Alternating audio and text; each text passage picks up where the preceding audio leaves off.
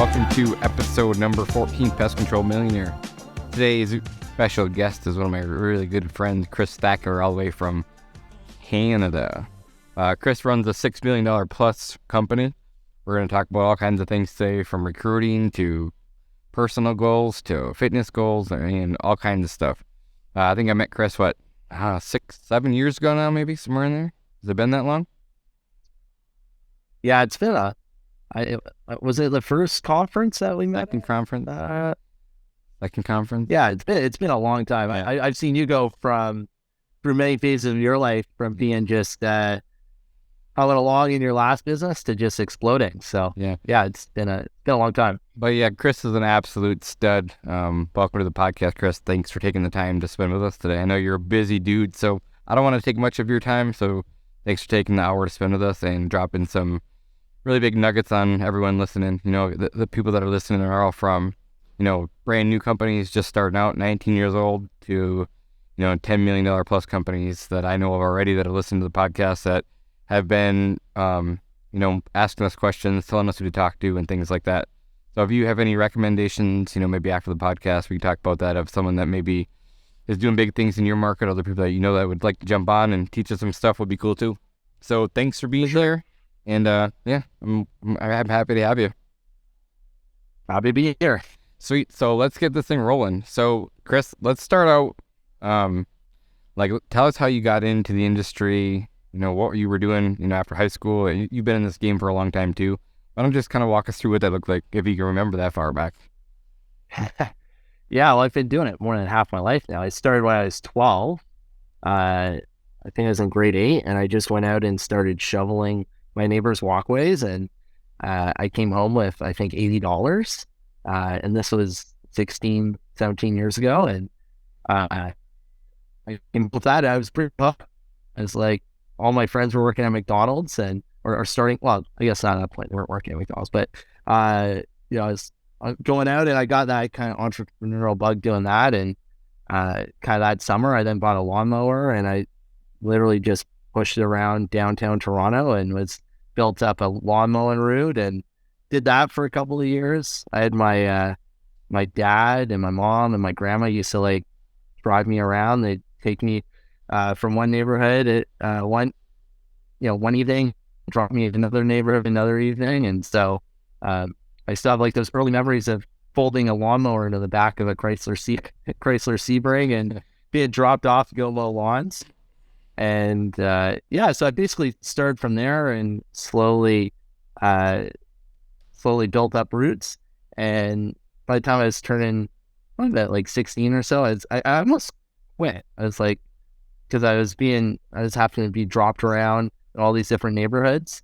And I kind of came up with the idea, hey, well, maybe I could get myself around. And so I found a company that made bike carts in my local market. And so I got a bike cart. It worked. And I basically spent all high school and all of high school biking around Toronto, mowing lawns, in the winter doing kind of small time snow removal, and basically kept growing from there. I got a truck, started getting a snow removal, and kind of I think for a lot of people, our businesses start in one area where we're doing one service, and we think that's what the business is going to be all about. And then once you start getting into it and learning the market, learning everything, you go and you start realizing where there's money to be made, where there's opportunity.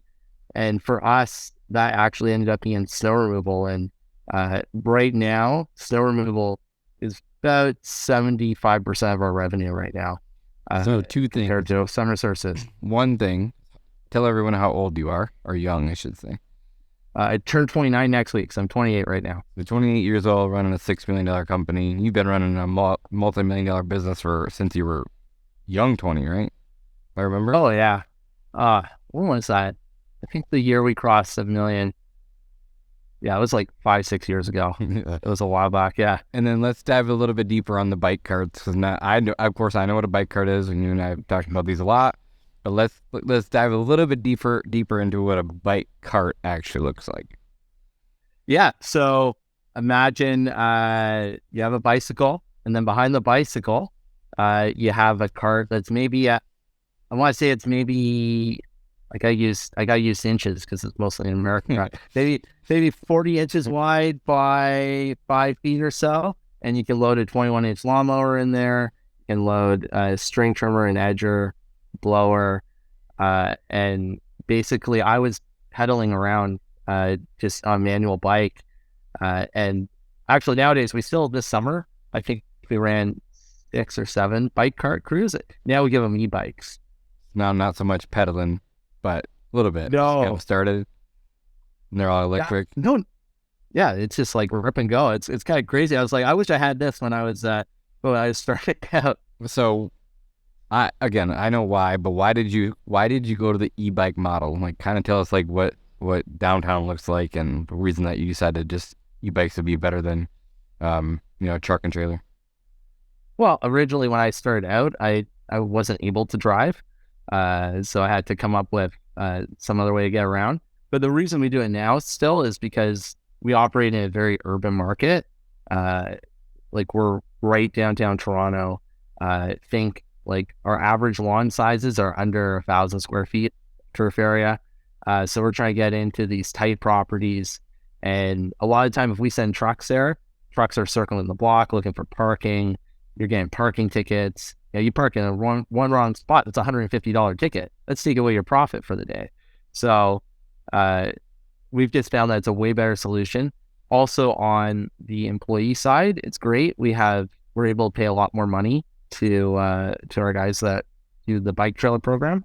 And mostly that's because they're one-man crews. They're very efficient.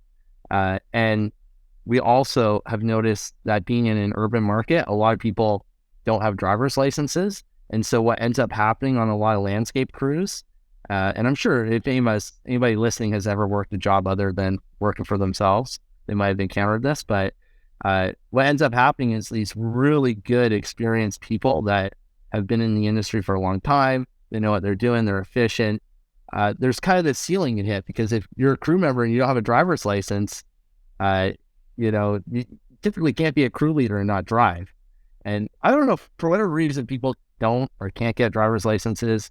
And so these people just end up stuck. And so we're able to take people that are crew members and maybe being paid, I guess $20 an hour or so.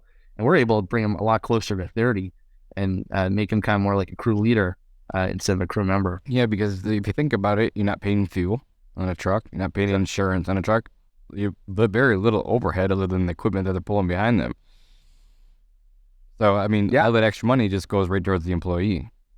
Exactly. So when you think about I don't know how it is in your market, but do you have to bag the stuff? If I remember right, didn't you leave bags tied up there on the curb or something like that? Or do they have trash cans for it? What does that look like? Yeah, if we have to bag stuff, we typically just leave it in a yard waste bag. That's actually, we have purple yard waste bags. So it's some pretty good marketing for a company as well. That's cool. So how far apart, or how dense are these bike routes? How far are they traveling a day? On average, they're doing less than 10K a day on the bikes, which I think is about 6 miles. So they're not going far at all. And how many jobs do they typically get done in a day on a bike route? Typically somewhere between 15 to, we have some real rock stars that are out there putting a full day of mowing and getting 22, 23 sites in. But probably closer to 15 is more typical. Now, when in Toronto, is it more of you get paid by the hour, or is it production when you're good at bike routes? How does that look like? How we pay our staff? Yeah. Or how we get paid? Or those guys? So we do a bit of a mix. So we do an hourly rate, and then we also do a kind of a monthly bonus program based off the amount of production and the revenue per hour, basically. Yeah, that's really cool. And I know a lot of FERT techs will do the same thing. Pest control technicians kind of set the same way, because if you are a really good rock star, why should he make the same amount as your guy doing 10 jobs and he's doing 15? He should get paid a little bit extra, even though he's getting way more work done in the same amount of time. So I love that model you guys are running. So that's how you started out in business, got e-bikes. Then how did you transition into snow? And then how did snow become such a big piece of the puzzle? Well, I was kind of always doing residential snow removal, and it was great kind of when I was just like a one-man truck operation out there. And then I decided to get a plow. And I was like, all right, how do we go out and get commercial accounts? I think if anybody's there on forums all the time, this is a question. Everybody's like, how do you go and get like commercial accounts, commercial business? And I think at the time I was in BNI, and there's a sales consultant person that I hired that kind of helped me go out and learn kind of the prospecting process, how you go knock on doors. He actually helped us win some of our first big commercial accounts. Because you got to remember at the time when I kind of, as a business, I probably started taking it seriously around 18, 19 years old. That's when it quit being like a solo operator job and it started becoming something with employees and assets. And so we actually got like I still remember getting our first big account, which was like a $70,000 snow removal account. It was a private school in Toronto. And I could basically be going to this school, but we had to go into the sales meeting, and the guy's named Simon. Simon was like in his 60s, and so we actually pretended like he was the owner of the company. So it was like we're trying to get commercial accounts, and it's like I looked like I could be like in high school. It was kind of interesting time. Yeah, it's super awesome. So the sales consultant, you just projected to be like the owner of the company. Pretty much. And there's like, it didn't matter at that point. So you talked a little bit of like turning from a solo operator, like to getting your first employee at 19 years old. How did you know to get an employee then? Was that part of your dad? Like, did he help you with that, or did you learn from someone? Like, how did you know, like, hey, I need to hire someone to go make this work? I mean, you're pretty young. Yeah. Oh, the vision was always to kind of go start doing that. And so, yeah, it wasn't anybody in particular. We just kind of started doing it. You got one employee, and you start dealing with all those issues. And I still can remember like our first couple of employees, our first couple of bike cart employees, some real interest in people. But we like there wasn't a business plan or anything. We've never wrote it. It was just kind of like, I think like really when you're in like that 0 to probably $500,000 range, you're just throwing a lot at the board and seeing what sticks. And we were very much doing that. And as to kind of answer your question earlier too, I realized I didn't answer. We figured that for us that was commercial snow removal. That's where we wanted to grow. Now, is that because just the margins alone, or you saw like, oh man, if I put my time and effort into this one thing and it gives me this much money back, like I'm just gonna keep repeating that process. That's where I make the most money. Now you said that residential plowing is 80% of the business, right? No. So for our snow removal, we're actually 93% commercial. So we're only 7% residential. And I'll maybe qualify it a little bit more. We don't really do a lot of like traditional like parking lot plowing. Right. The majority of the business we do, and this is where we saw the opportunity, is we do the work that a lot of people don't want to do. So we're sidewalk and hand shoveling specialists, and we basically equipped our whole company to be able to go out there and go after these areas that other contractors, they don't want to touch. Everybody wants to go and plow the Walmart, the Costco's, these big distribution centers where you can park huge equipment on there, because it's easy to run, like relatively easy to run large equipment. But doing the detail work, being able to go into sidewalks, do all this stuff, is a lot higher margin work, but it's also a lot more complex and detailed. And so we basically just built a whole business model around doing that on the commercial side for snow. Yeah, it's almost like a niche inside of a niche, right? And when you find that niche, that's where you make the most money. And so let's kind of talk through this. So like you're not running big heavy equipment. I've seen your equipment. So kind of explain us what a typical sidewalk crew would look like. Well, a typical sidewalk crew is actually a similar concept to the bike carts. We love one-man crews. One-man crews are the most, as long as you have good density and you can do proper asset utilization, they're some of your more efficient crews. And so what we've done is we've invested in sidewalk tractors. So we run a fleet of about, I think we're at 41 sidewalk tractors in downtown Toronto. And basically, we send out sidewalk tractors and they do the majority of our sidewalk work. We have 11 hand shoveling crews that do areas that require hand shoveling and where we can't get sidewalk tractors in. And then we also run snow raider crews where they're kind of like a mix where they can get into tighter spaces. And basically a sidewalk tractor, which is kind of the core of our fleet there, does the work, I think, of about 4 to 5 people. And so by having density, we're able to utilize some of this equipment in downtown Toronto. Yeah. So are they strategically placed around Toronto, or are they all leave from the shop? We have customers, so we do like some City of Toronto work, and we have other customers that let us actually park some of our equipment downtown. And then we also have our main service center is also located downtown as well. So definitely it's not easy being located downtown in terms of paying rent and doing all that, finding spots to dispatch out of. But we made the choice to be focused on one area. And so we built kind of the company around that. So if they have to go back and get salt, is it somewhat close, or do you have salt bins around the city as well? Yeah, so we actually have a network of salt bins around the city. So we buy like huge salt bins, like pink salt bins that you're putting almost half a ton of salt. I think some of the larger ones are almost like 3/4 of a ton of salt in, and the operators can just go to the salt bins and reload themselves. That's super awesome. And then I think 2 years ago, or maybe 3 now, I don't even know, you guys started to get into doing more liquid and brine applications. Is that right? Yeah, so this is going to be our 3rd year of doing liquids. First year was amazing, and I got really excited. I'm kind of one of these people, like I'm sure a lot of people listen to this call.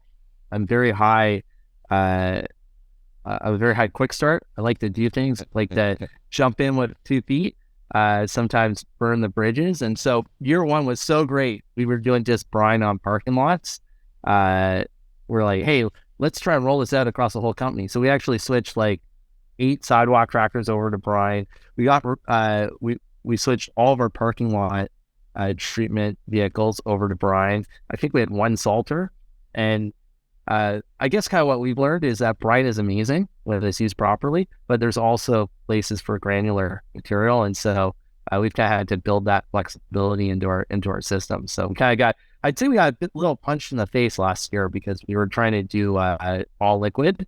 And last year we just had a lot of storms that weren't conducive to it. So when you say conducive, you mean like maybe a little bit too much moisture in it? Maybe exactly. Some rain, and then all of a sudden it's just washing away before you can even get to the site. And then when you go there, it didn't do anything. Where if you had a little bit of rock salt, it would have, probably lasted a little bit longer, right? Exactly. It would have dissolved as fast. Yeah, I think we probably moved a little too fast last year. So we kind of took a mild step back this year. I wouldn't say we took a step back, but we're just approaching it slightly differently. So we're trying to be brine first about 70% of the time, realizing that 30% of the time it's actually better to still put down rock salt. So when we first started talking about brine, this is probably 5 years ago, you and I, right? And at the time, you just said, yeah, we get it so cheap here, salt, that it just didn't make sense for you to switch. Why did you finally make the switch? What was it for you? So we're trying to offer a better product for our customers at the end of the day. And I can tell you, we've done the math. Last year, we grew our snow business by about 60%. We had about a 40% over average winter. So we should have used about 100% more salt than the year prior. And we only used about probably 45% more salt. So we did see a salt savings by using brine.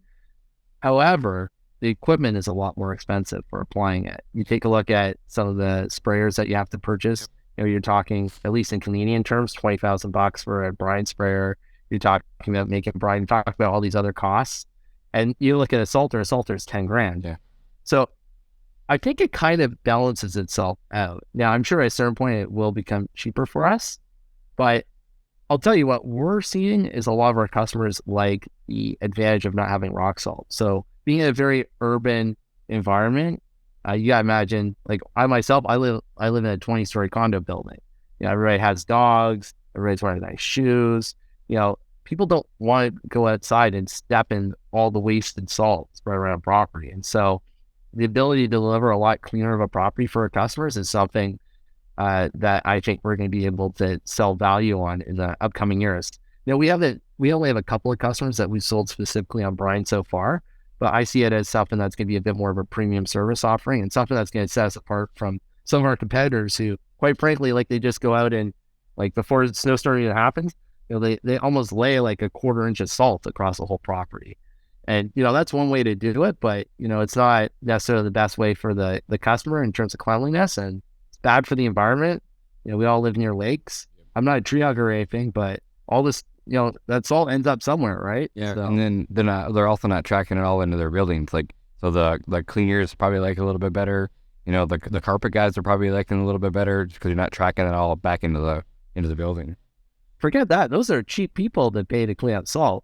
What we've been told, and what I've heard from some other people, think about elevators. Think about like the salt that gets tracked into elevators, ends up getting caught in all the elevator systems.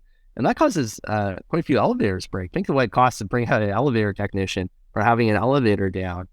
And we're even seeing, I know someone that's doing brine in this market, and a lot of the buildings they service, if you imagine like underground parking garages, a lot of them up here need to be power washed twice a year.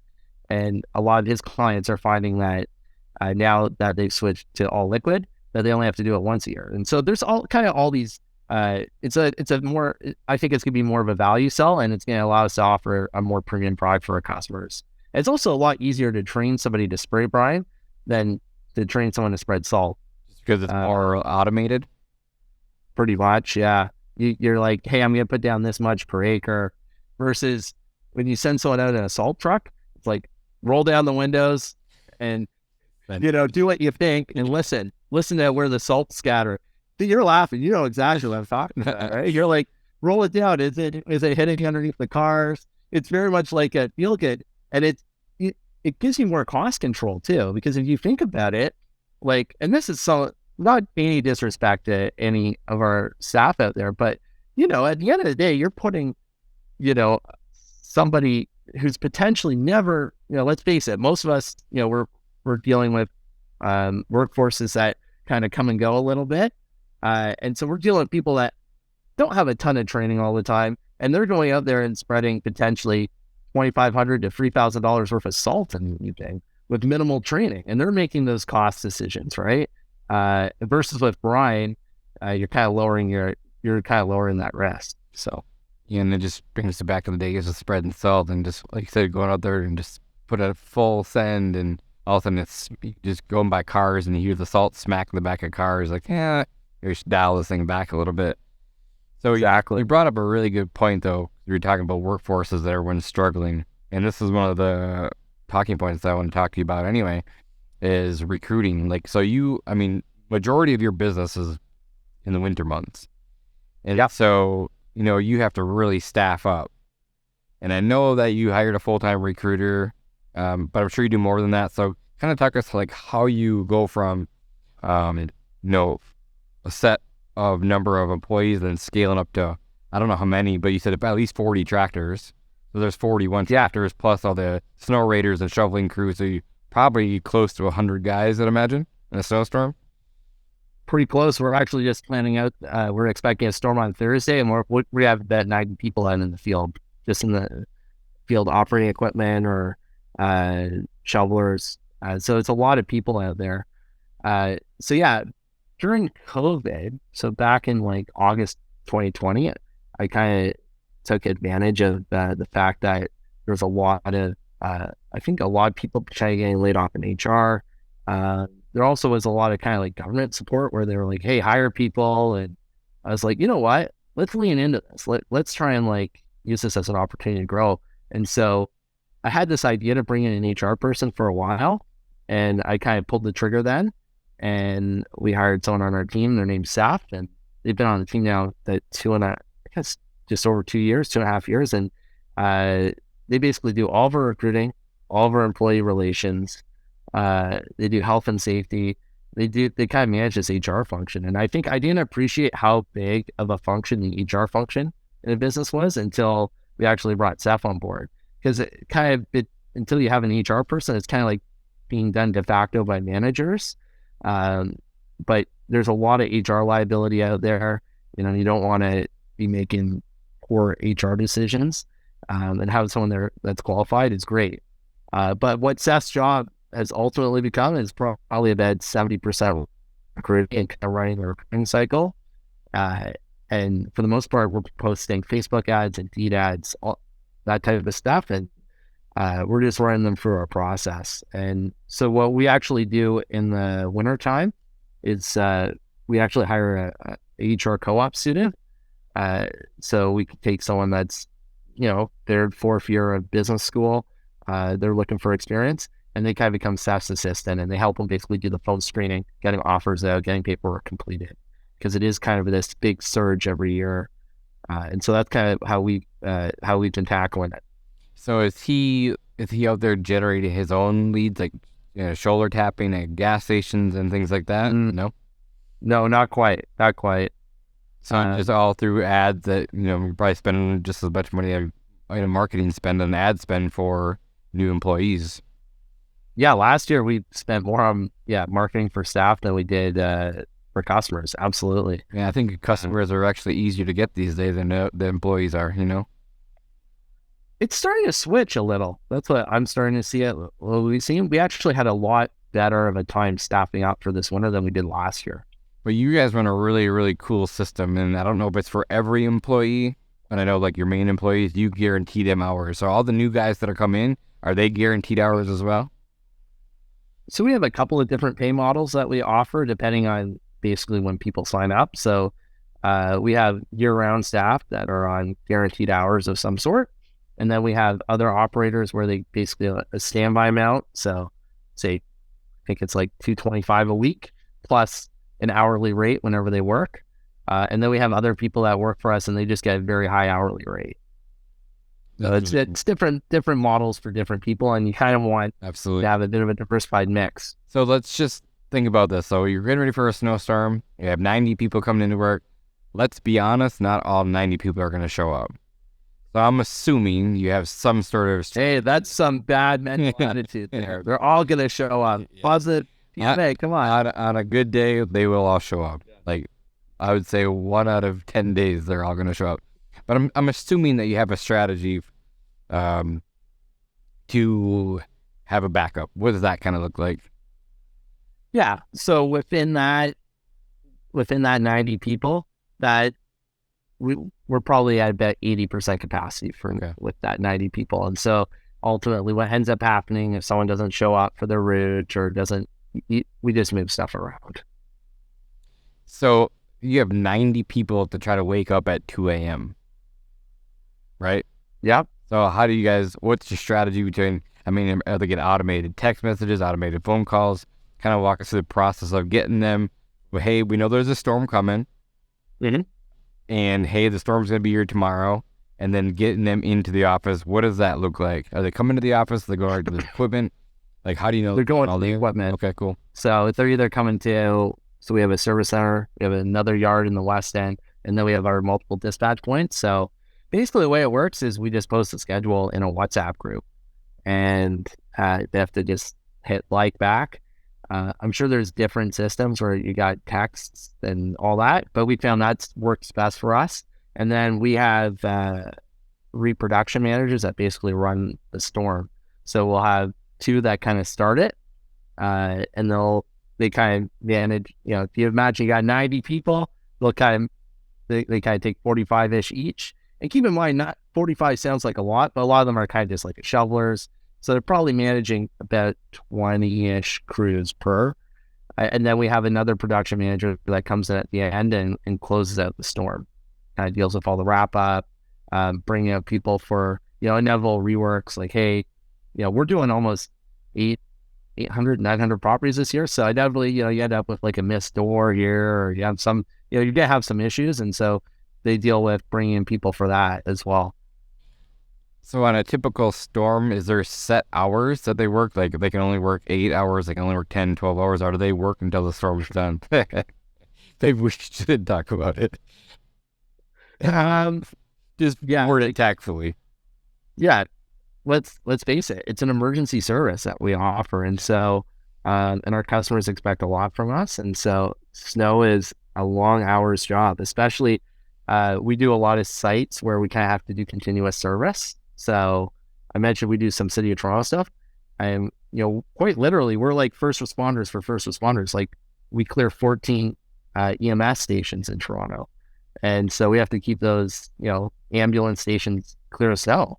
And so we try to keep it to about 12 hours or so, and try and cycle other people in. But inevitably, we do sometimes have to work a little bit past that. Now, the nice thing is, and something that we've done for a long time, is we actually pay overtime as soon as we go past 12 hours. And so guys that are really hungry to make money actually are kind of happy to keep working. They're like, hey, well, at least I'm making overtime now. So, but obviously you have to do it within, safe constraints. And typically we wouldn't have anybody work past 15, 16 hours. Except myself, and some managers. I've certainly in the past, I think if you talk to anybody in the snow business, they can talk to you about some crazy stints they've done. For sure. Where you're out for 68 hours straight and all that. But fell asleep in a snowbank. Yeah, you got the tattoo. Yep. So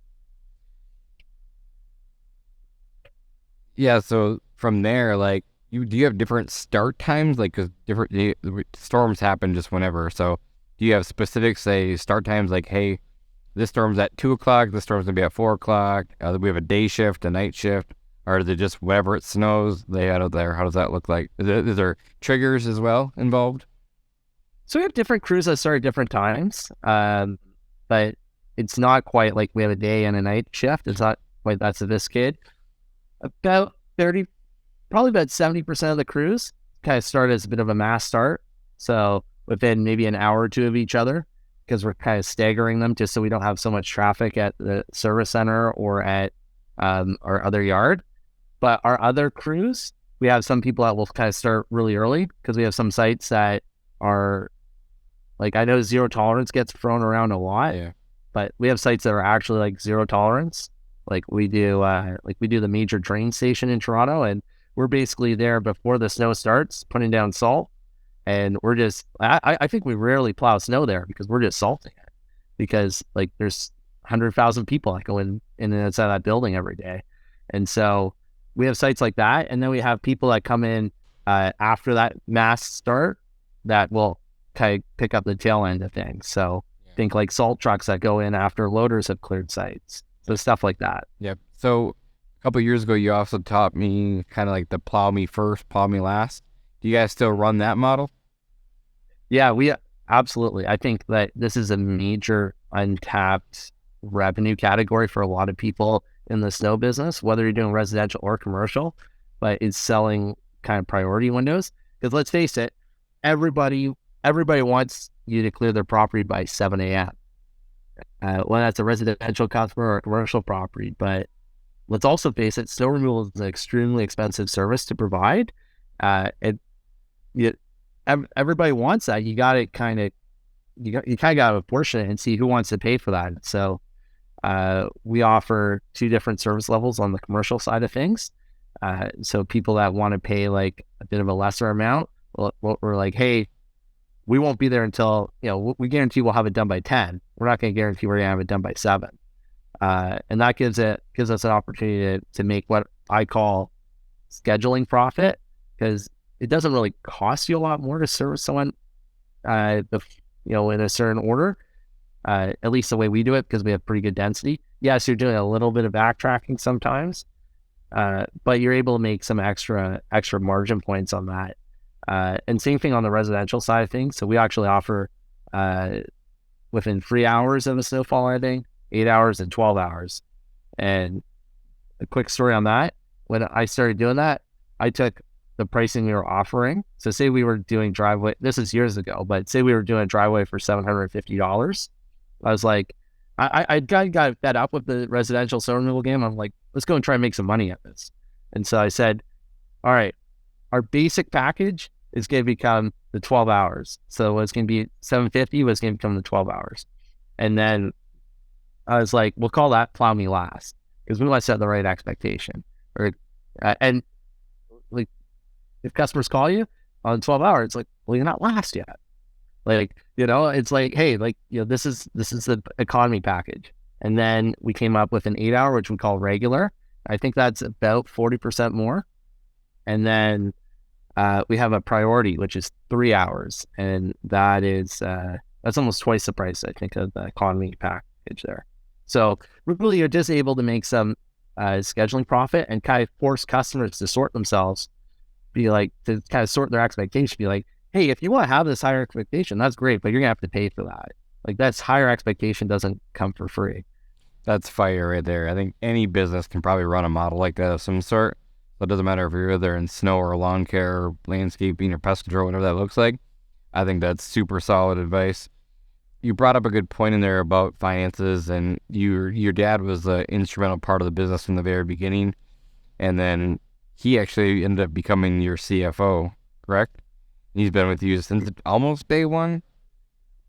Well, yeah, kind of the nice thing is that if I kind of look back at it, like, my parents separated probably around the time that I was starting the business. And so kind of a lot of the bonding that I have with my dad was me kind of developing my business and kind of always giving me pointers and all that.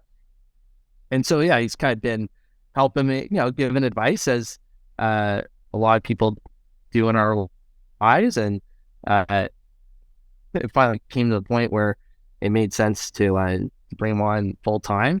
Now, I'll tell you, he didn't come on initially full time as a finance person.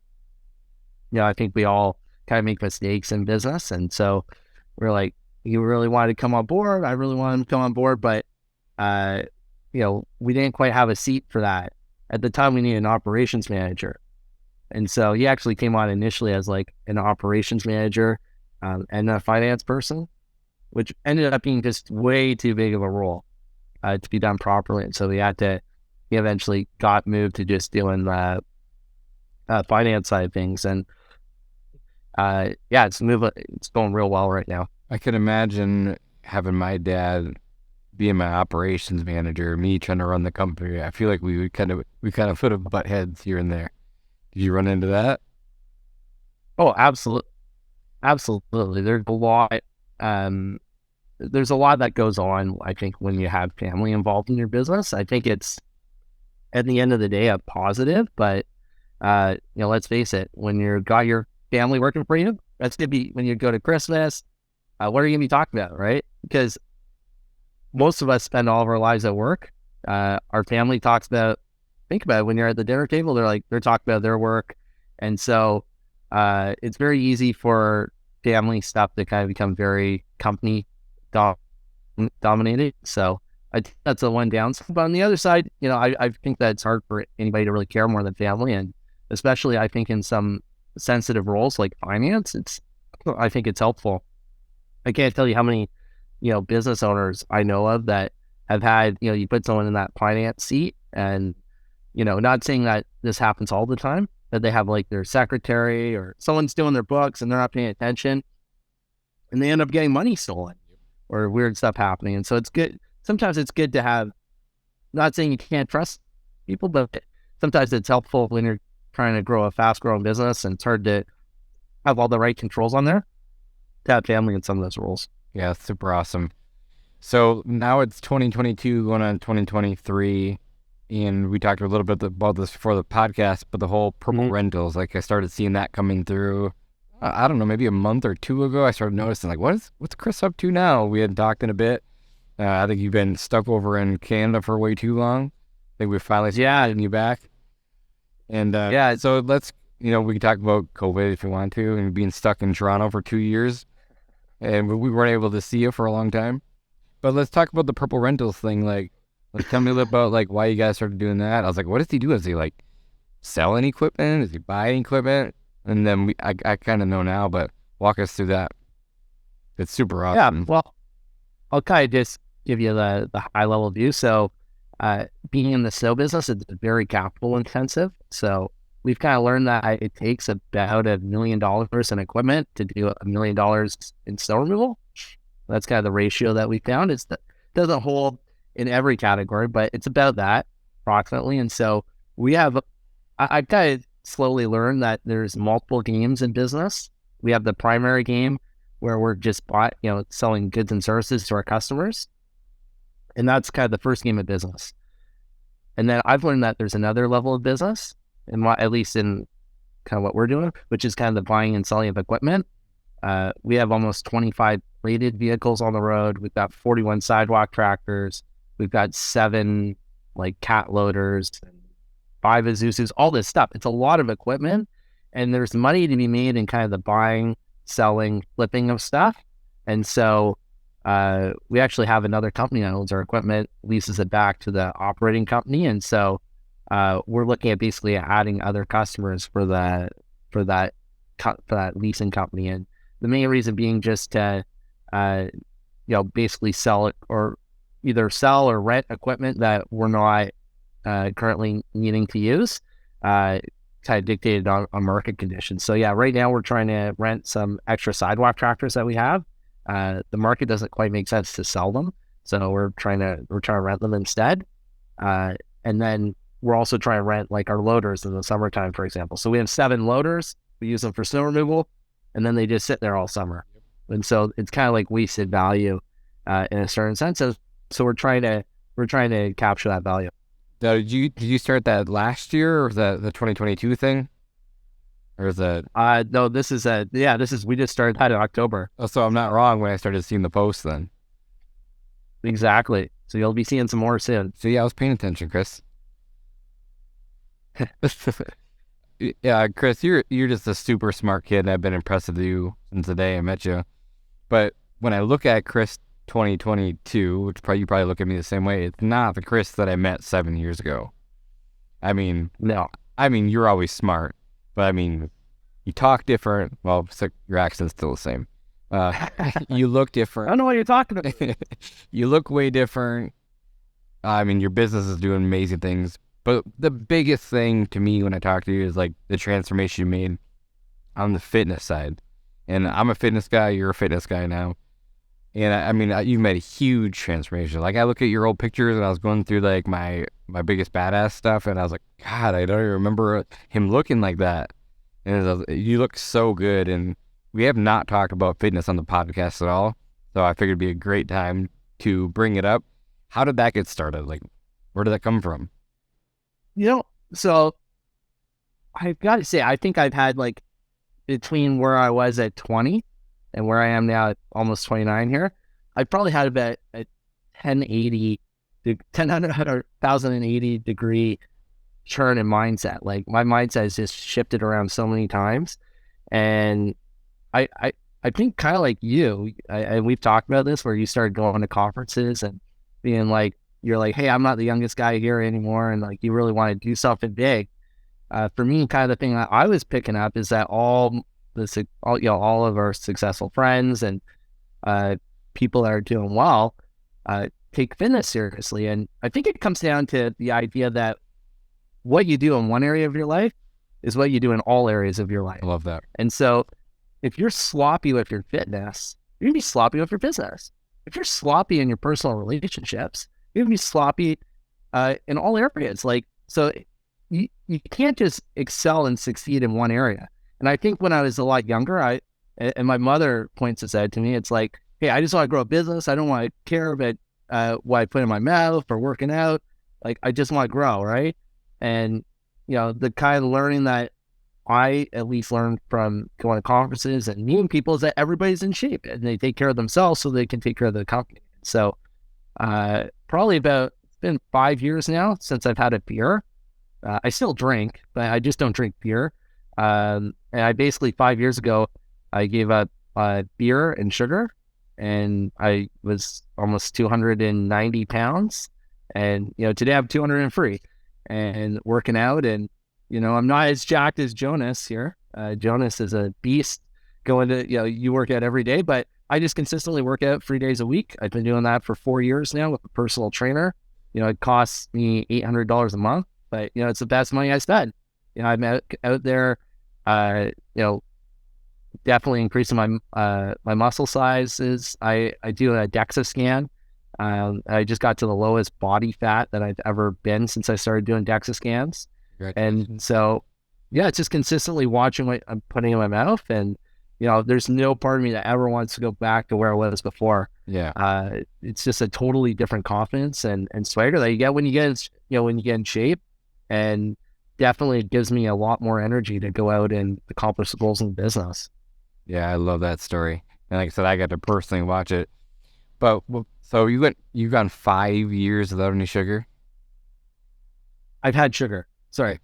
I haven't had beer. That's been the one consistent thing that I've stuck to. And then as kind of the people around me like to joke, they're like, Chris doesn't eat sugar unless he's eating sugar. So I go through periods where I think like all of us, like you get like super motivated and you do stints and then you kind of regress a little. And then you kind of got to pick it back up. That's just a natural part of being human, I think. There are some things that, I think you have to hold to in rituals. And for me, that's in beer. It's like, I just, as enticing as it could be, I'm like that, one sip and it's like a slippery slide back. At least I've kind of got that one thing. And I try to limit my sugar. I do intermittent fasting right now. I've been doing that for almost 2 years. That's been helpful. And I surprisingly not losing a ton of weight, but more so just in energy levels, doing intermittent fasting. I used to drink like 2 or 3 coffees a day. I'm down to drinking 1. So, and that was just a side effect of doing intermittent fasting. It wasn't the goal. But yeah, I'm just doing stuff like that, just kind of making common sense fitness decisions. And, my goal is to get to about 17% body fat. I think that's kind of like a reasonable amount. I don't have like this esteemed goal to be like this chiseled dude.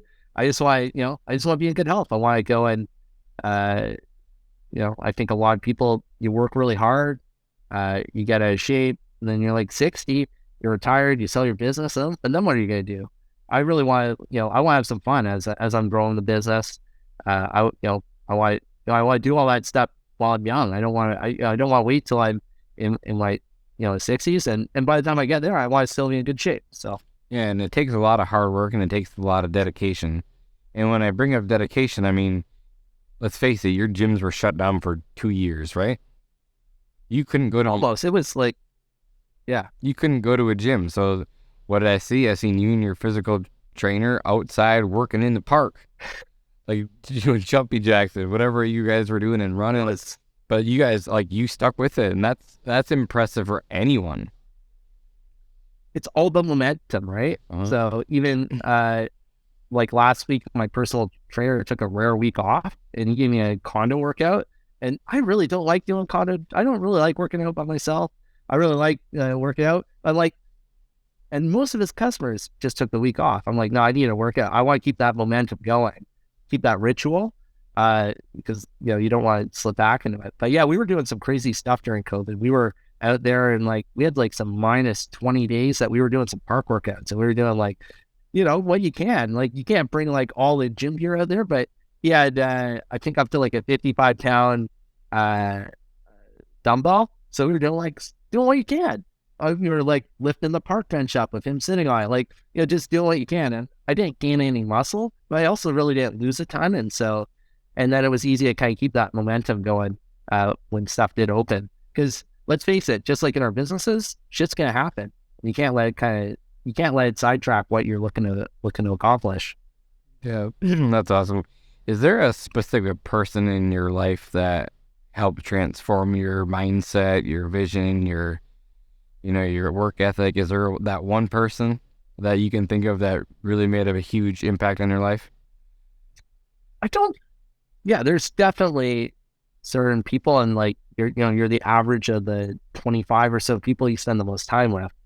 But if there was like one person who I think had like a very transformational effect on me, I think it's probably a similar person to yourself. I would say so. Hence the podcast, right? Yeah, I know. But Jonathan Potoshnik, like that was like I'm pretty sure without kind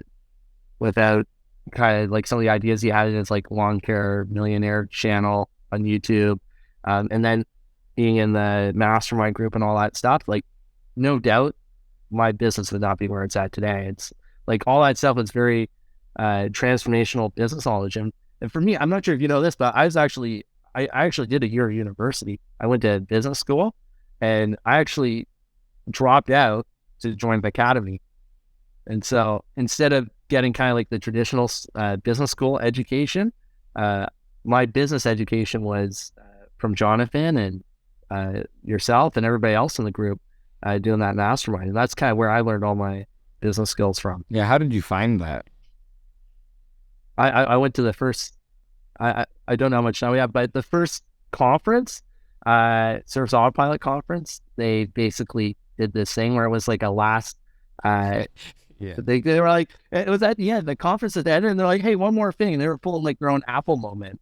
And I'll tell you quickly. So here's like, I was hanging out with a group of people at this conference, and we just laughed it off. We were like, what a joke. Like, who wants to pay like $600? And I'm Canadian, so we're paying US dollars. So it ends up being like almost $900 Canadian. But we were like making fun of the routine the whole rest of the evening afterwards. And we were like, what a joke. This thing's a scam. Who's going to sign up for this? And so we ended. So anyways, we all laughed. I come back the next year. Everybody in the group had joined.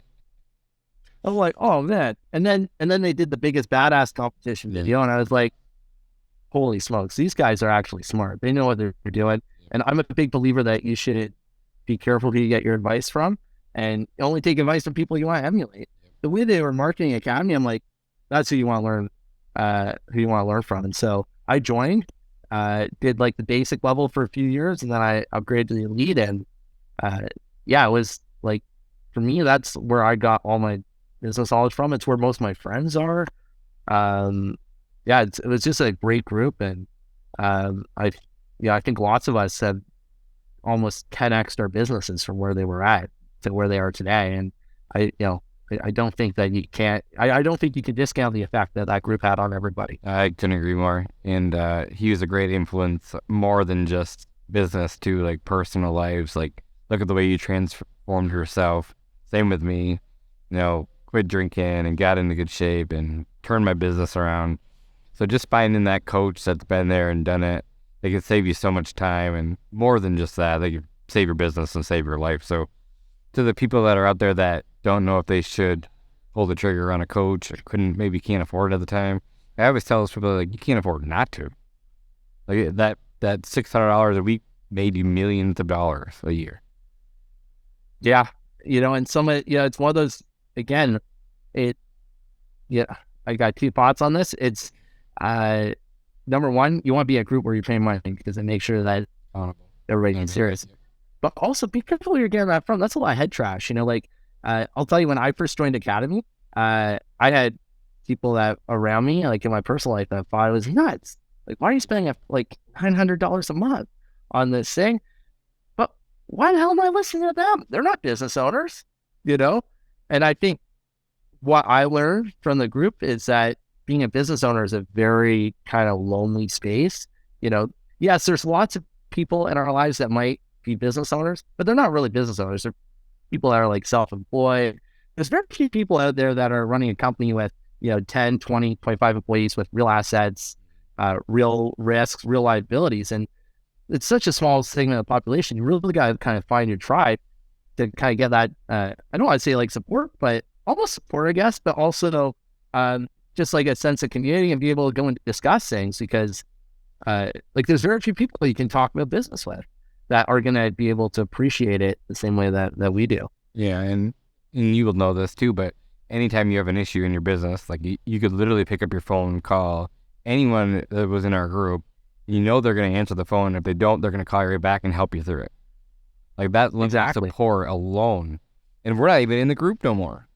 Like, it's just where we met, and now the group's been closed for a year now, but we're all super close, and we all still work together.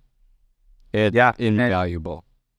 And everybody's I've made so many changes in my business. It's odd, you go on and the trips are fun. Let's face it. It's nice to have these fun tax deductible trips, but I every time I go, I learn something, and I usually come back and one way or another it's implemented, and like there's stuff in my business that, like I'll give you one idea. Like, I think you had John DeCosmaker on your podcast previously. Yeah. Like one idea I got from him was Ubering employees. Yeah, I remember work. Yeah. And so we do a different version of it. So in the middle of the night in the winter, when there's like limited public transportation in Toronto, we actually offer, like, we give our staff like an Uber credit. And, like it's just been great. Like I would have never thought that idea. I heard about that. Yeah. And so it's kind of all this stuff. And it's gone the other way too. Like Corey Bettinghouse. Yep. Like I helped him with his snow program a bit, and he actually offered the tiered pricing. And I think it was an actual right? business line for him. Yeah, he's coming Modal 2.0. That's cool. So we talked about this a little bit in the past because the company is Mr. Mow It All, but you're 93% snow removal. We talked about, were you ever going to switch the name to Mr. Snow It All? Just doesn't have the same ring to it. Eventually, I'm sure there's going to be some type of rebrand, but I think it's just too messy to run. I'm really trying to, like, I think as business gets bigger and our lives become more and more hectic, like I think we're always just searching for simplicity. And so, yeah, I could run like 10 different brands, but it's a lot easier to kind of keep it under one right now. But I'm sure eventually in the long run, we will be kind of dividing it up. That who knows if the way things are going in the world, how much bigger we can have Mr. in the name. I like. Good call. I have a few more questions about what does Mr. Mow It All look like the next 10 years? So we actually just had an interesting year. So we didn't grow much this year. We took this year as a year to work on growing our bottom line. I think a lot of people will see, as you grow your business, it's very easy to see your margins deteriorate. And so sometimes you have to take a little bit of a step back and, figure that out. And so we've been putting in a lot of cost controls this year, implementing productivity measures, and we've been rebuilding our margins back to where they were, when we were $1 million business. Because you want to make sure what you're growing is good. Yeah. So 5 years out, we're going to be a $15 million company. We're working on developing our own application for managing snow removal in-house, just for the way we do it, because it's fairly complex. And I think that's going to give us a platform to go out and make easy. Because, as I said, this year we're doing 800-900 sites for snow removal. We're a lot larger. You're talking 2,000 sites, and these are all kind of small locations that we're saying multiple types of equipment to. We really need to come up with a good way to organize that. And I think for us in the long run, it's going to be building out that application so that, and there's going to be something that's going to be a proprietary advantage for us. I love that. Doesn't surprise me with you either. You're a super sharp kid. There was one thing that you could do over from day one. What would it be? I would have invested in a lot of roles earlier on, I think, and other things in the business as well. I think I don't have this problem as much anymore, but I think when we first start out, and this is kind of, I think the cycles of mindset that we go for as business owners, you gotta have like that scarcity mindset, and like you're scared to make some of these leaps. Big hires. You're scared to make that, hire that first office person. You're scared to hire that. It's at every level. CFO, career, team, exactly. And all these people make your life a lot easier when you have them in there. And they all pay for themselves. Exactly. And we all know it's a lot easier, I think, to run a bigger business than a small business. 100%. And so I think it's that. And I think it's not, really thinking things out and thinking long term. But besides that, not a ton. Like I think, I've gotten to where I am today. You've gotten to where you are today because of all the things that done in the past. And I don't think that you'd really change that. Yeah. So, what are you most proud of? My mindset. I think the difference in mindset, being an entrepreneur is the ultimate self-growth program that there is.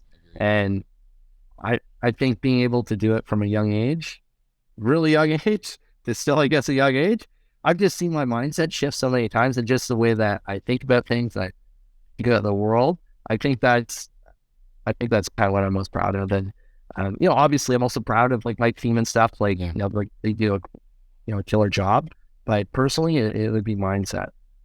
If you could give that 19-year-old kid listen to this that's just starting out, what's one of the best pieces of advice that you could give or that you've received that you could pass off? I would say to go find your group, go find a tribe. It's great that you're listening to podcasts and all this, but build that network. And you have to do more than just adding people on LinkedIn or Facebook, all that. That kind of gives you the illusion of action. You gotta go join something where you're gonna go meet up with similar people. It doesn't necessarily have to be in your own industry. You could be anywhere across North America here. Find like local business groups. Go talk to other business owners. I've learned lots from people outside the landscape or snowmobile space. Business is business, and most people have seen the types of problems that we're seeing. And secondly, get your finances in order. Get your books in order. That was a major mistake that I made in the early stages of the company. My dad, who's my finance guy, could tell you, like, they took over.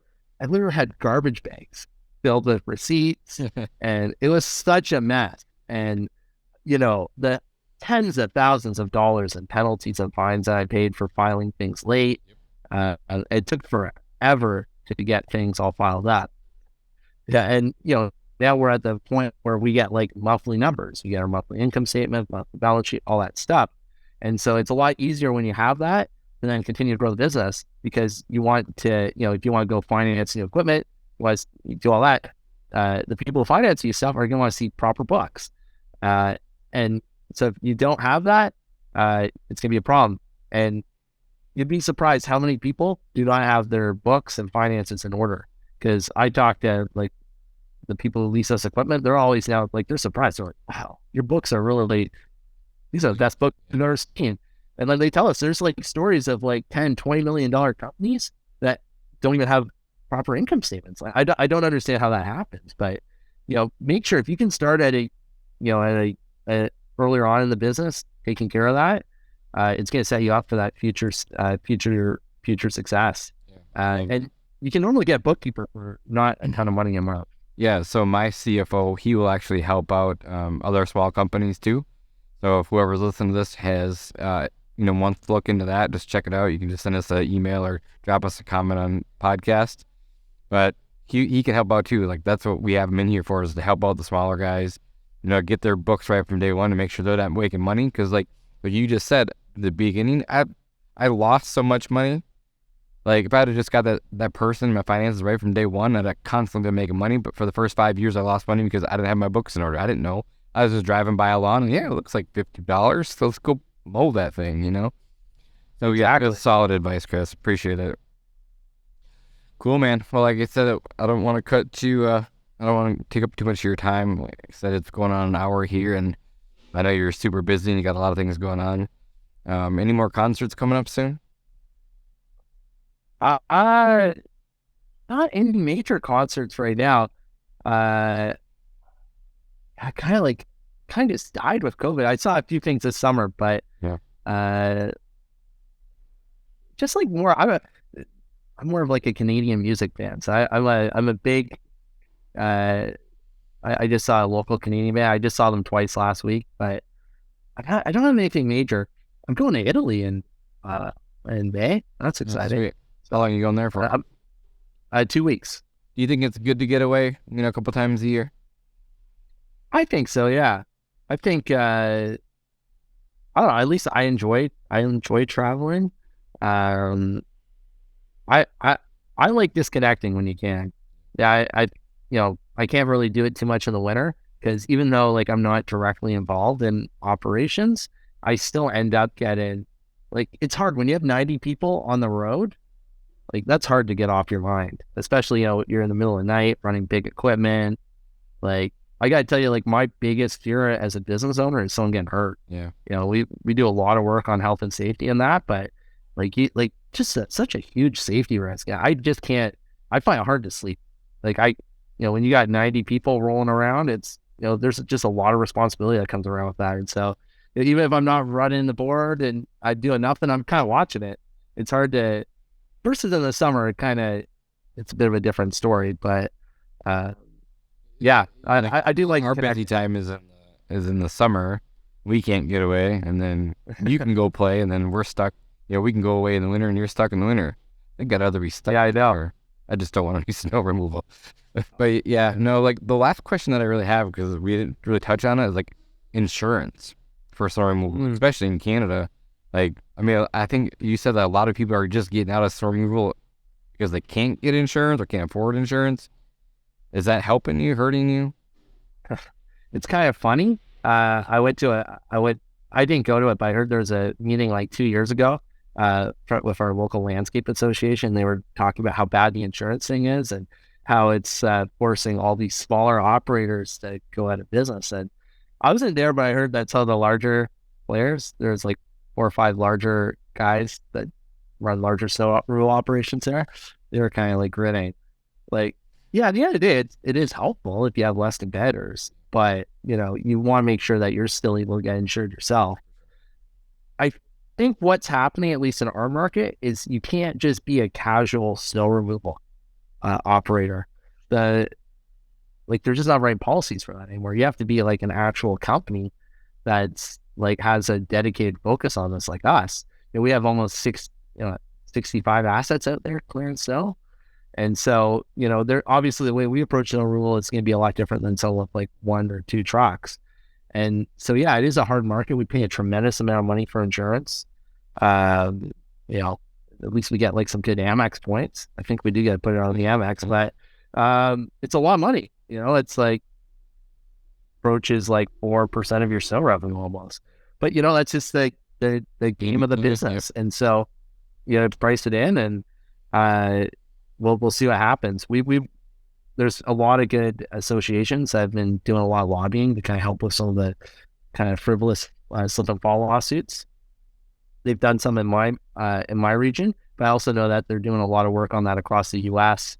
So places like ASCA and SIMA, it is a big concern for the industry. Cool, man. Well, you and I could probably talk for 6 hours straight like usual. So it'd be great. I know. Well, let's get back to work, and I appreciate you being on here. Right. Hopefully I get to see you soon. Yeah, for sure. Thanks, Jonas. Yeah. Do you have anyone in mind that I don't know that I should know? No, we know a lot of the same people. We do. If you think of a good one, you can text. Yeah, for sure, man. I'll think about it for you. Okay.